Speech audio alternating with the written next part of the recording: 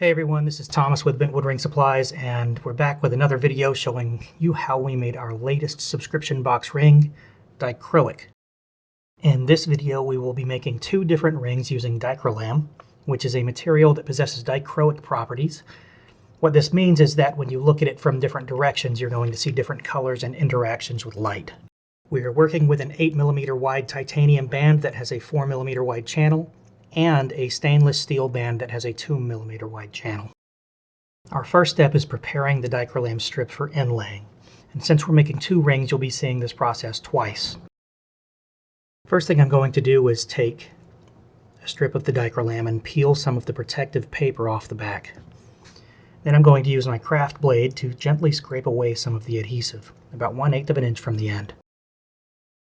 You can soften the adhesive a little with a heat gun, but be very gentle so you don't damage the Dichrolam itself.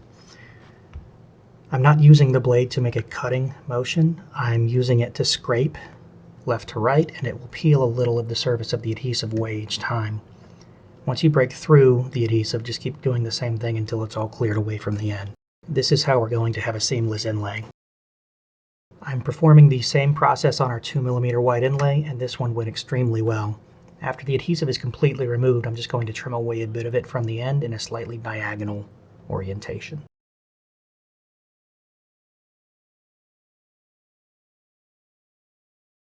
Here is a very close-up view of the entire process up to this point using a different piece of Dichrolam.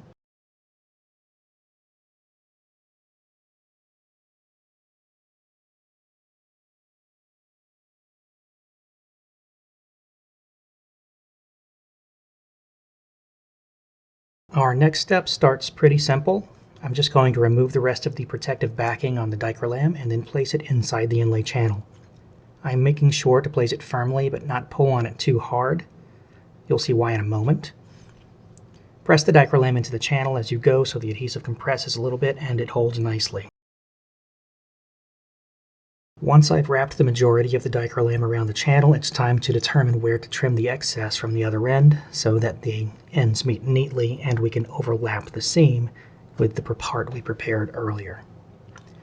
You can see here that I'm estimating where to cut the extra material based on where the prepared end lies.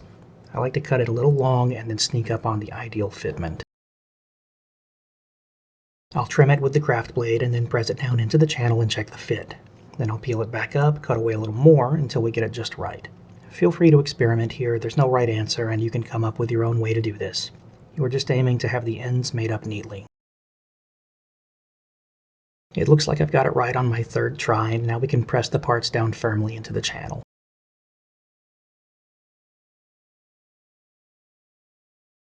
Okay, now I'm going to perform the same operation on our 2mm wide channel, and there we have it. That's why you don't want to pull too tightly while you're placing the Dichrolam into the channel. I've torn it apart. I'll quickly prepare another piece and get back to placing the inlay using the same process as before. This one goes together nicely, and I'll just take my time here wrapping it around the channel and sneaking up on that ideal fitment again.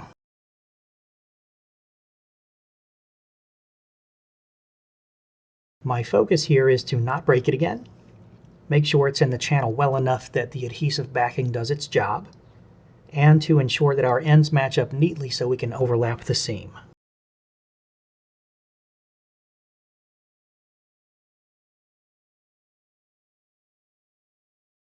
Here's another super up-close view showing you how I place the inlay and match up the seams.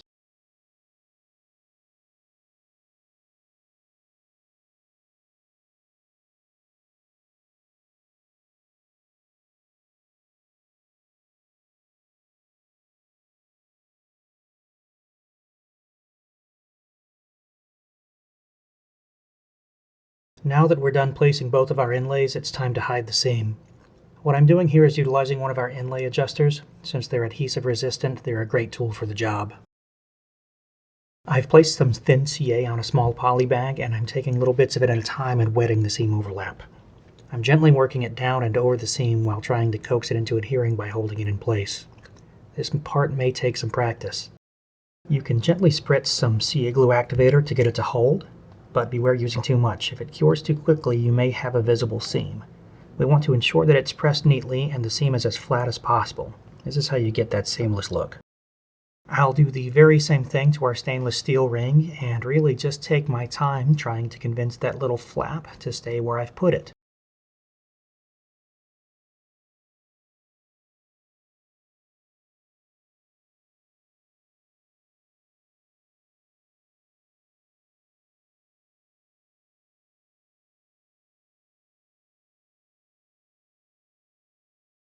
Yes, and here we go again with our patented super up-close view of this part of the process.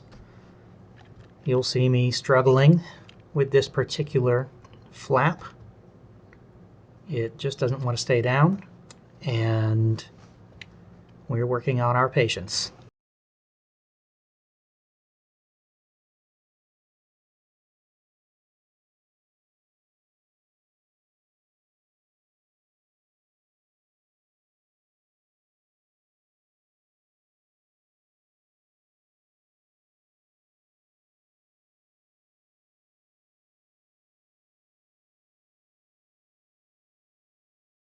Eventually, I convinced the seam to be properly hidden, and now we can carry on with the rest of this build.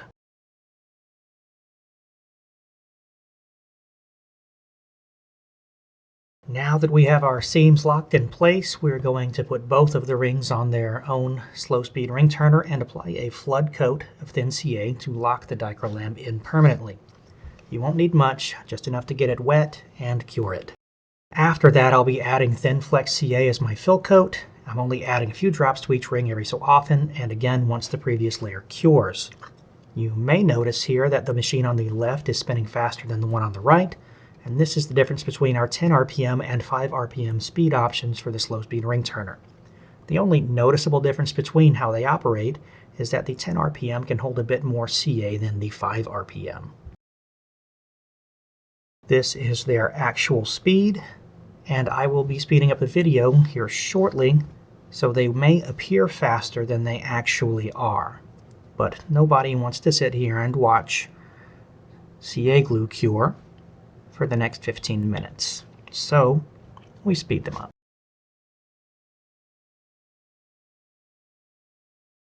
I'm adding several coats of CA over time, each only after the previous coat has cured, using activator from a distance of no less than 6 to 8 inches and being very careful to only mist the rings and let the CA cure on its own after. Adding too much activator could ruin our work up to now, and Dichrolam really needs a crystal clear finish.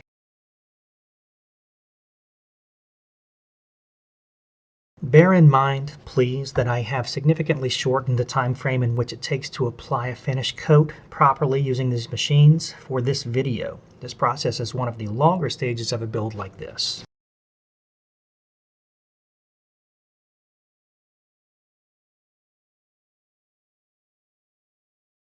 Finally, here's a close-up view of both of our rings after they're done with finish application. You can see that the finish is just slightly proud of the surface of the ring itself. Once our finish application is complete, I've moved to my wood lathe for sanding and polishing. I've mounted the band on one of our silicone ring mandrels and have started sanding the band with 320 grit sandpaper. I normally recommend starting at 120 or 240 grit depending on how heavy our finished application was and how far above the surface of the ring it sits. In this case, I was careful to only apply enough of a finish to barely rise above the ring, and that's why I was able to reduce sanding time.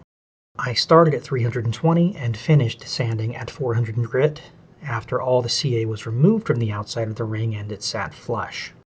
From there I used Zona paper through all of its steps, which start around 600 grit and end around 22,000 grit. These are estimations since Zona paper is micron graded. After Zona, I like to use our last few steps of diamond polishing paste to pull out an even deeper shine.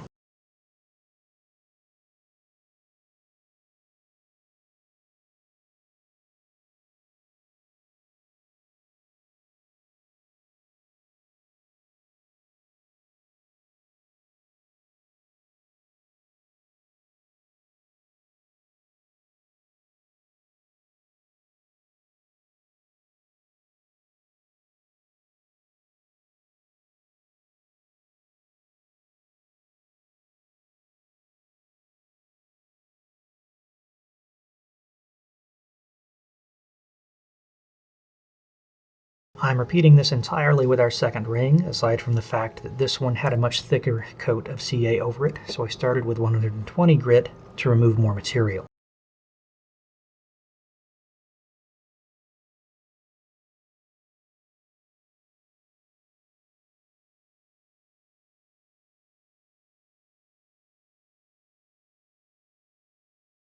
This one took much more attention, likely because I was too aggressive with the 120 grit and scratched the band.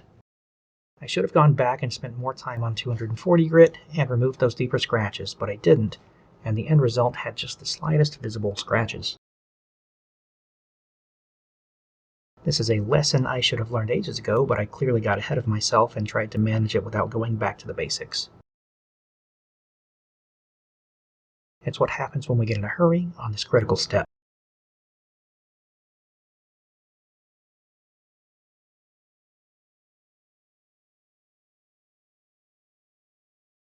No worries though, because it's still gorgeous, and the set we have here is absolutely stunning. Just look at these glamour shots.